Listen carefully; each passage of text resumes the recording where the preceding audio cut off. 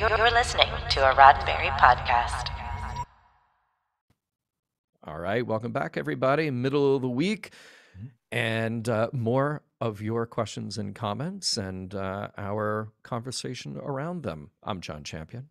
And I'm Norman Lau. Welcome back to Engage. And what we do here, if you don't already know, because we're already on Wednesday, and hopefully you've listened to Tuesday and Monday, we read your comments that either you send to us at missionlog@roddenberry.com, or we find you on Facebook, or we find you on Twitter, or wherever you make a comment for us to read. And we discuss that topic. Yeah, and that's what we're going to do today. So today we have an email that, Norman, you're going to read to us. And it's a little bit strange because it's an email commenting on something way older in Mission Log's history. But it's a relatively recent email that happens to have become much more relevant. So if you will take it away for us. So this email is from Matt. Matt says, "Hey, John, I just listened to the episode for First Contact, and I had some thoughts. In the movie and later in Voyager, the Borg Queen mentions the idea of bringing order to chaos, and that makes a ton of sense to me. One of the biggest issues I've had with the Borg is the fact that no one wants to be assimilated. That being the case, why would a collective of millions of minds who were all against assimilation continue on to assimilate more cultures? I felt that my feelings on this were somewhat confirmed after watching Descent. Hugh was just one of the Borg that found individuality. After he rejoined the cube, a cube in his single case of individuality was enough to completely throw that cube into chaos and madness. Because of all this, I feel that a central figure giving the collective a sense of direction and purpose is the only reasonable way for the Borg to function at all." Aha. Okay, so Matt has brought up this age-old fan debate about the Borg Queen. And it's so interesting to me that some people love the Borg Queen, some people hate the Borg Queen. We first got the Borg Queen in First Contact. And if you go back and listen to the Mission Log episode about that, there was some disagreement on the quality of having that character in there. And I know that it will just be one of those things that goes on. And there's not really a right or wrong answer here. The Borg Queen exists in the Star Trek universe, so we get to talk about her. Sure. And yes, this is referencing that conversation in First Contact, but here we are now starting our voyage with Voyager, and there will be many more Borg to come and a Borg Queen to come as well. And here we are also, as of this recording, in the early stages of Picard Season 2. We got a Borg Queen back, so more to discuss there.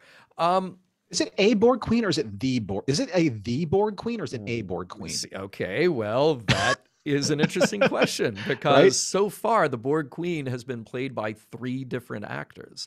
Right. And just on screen. I don't know if there are other actors doing voices or other iterations of the Borg Queen. Right. And that kind of leads me to this idea of the Borg Queen is something that is created by the Borg out of necessity.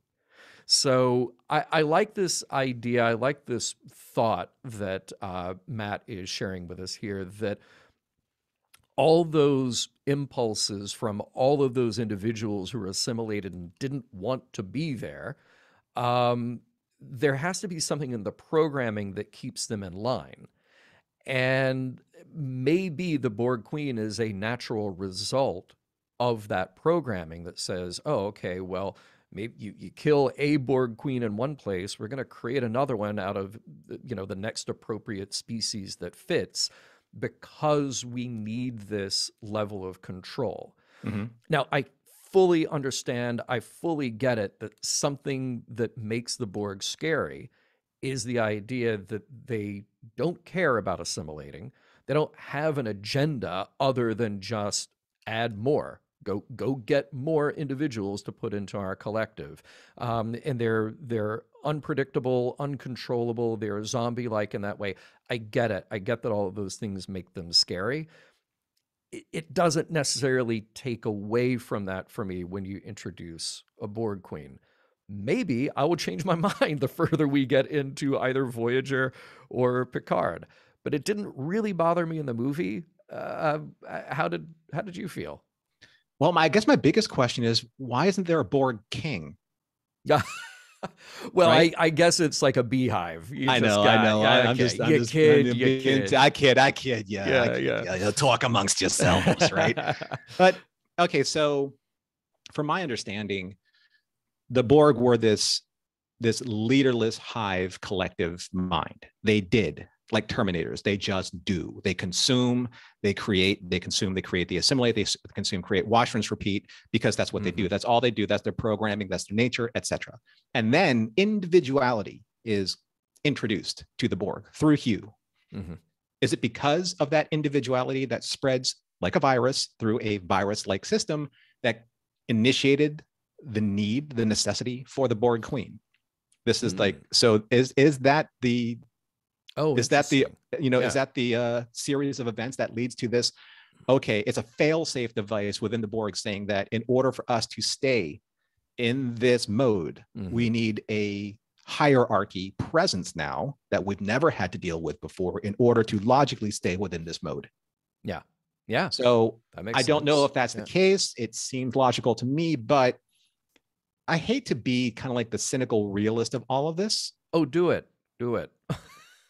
The Borg Queen was put there to add sexiness to the Borg in First Contact, to give Data a point for seduction, or to give and a villain to defeat, because you got on screen on the poster, you got to have the good guy and the bad guy. Right. And I don't think that's necessarily always the case. I always defeat my own argument when I talk about, the whale probe. That's not a sexy villain to defeat. It's not Kirk versus Khan. It's not Picard or Data versus the Borg Queen.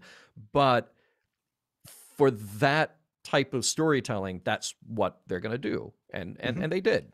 Right. And it was the turnabout of the seduction where Data, he was able to resist, her wiles, her Borg wiles, if you will, in order to be the hero that Data is. So yeah, sure, there's a subversion of expectations there based on the model of human sexuality and seduction that was represented by the Borg Queen. But that's the thing. The Borg don't have emotion. Yeah. They are emotionless drones that do. That's it. It's like Terminators. You can't reason with them. You can't talk to them. You can't persuade them. They don't care. They just do. That's their programming. So when it comes to the Borg Queen, all I can really say, and just in terms of how I interpret the need for one, is there's a need for the storytelling for one. Sure. There isn't necessarily the need for one when it comes to the logical equivalency of how the Borg operates. Right. Right. That's basically saying to a virus, you need a queen virus in order for you to continue. Yeah.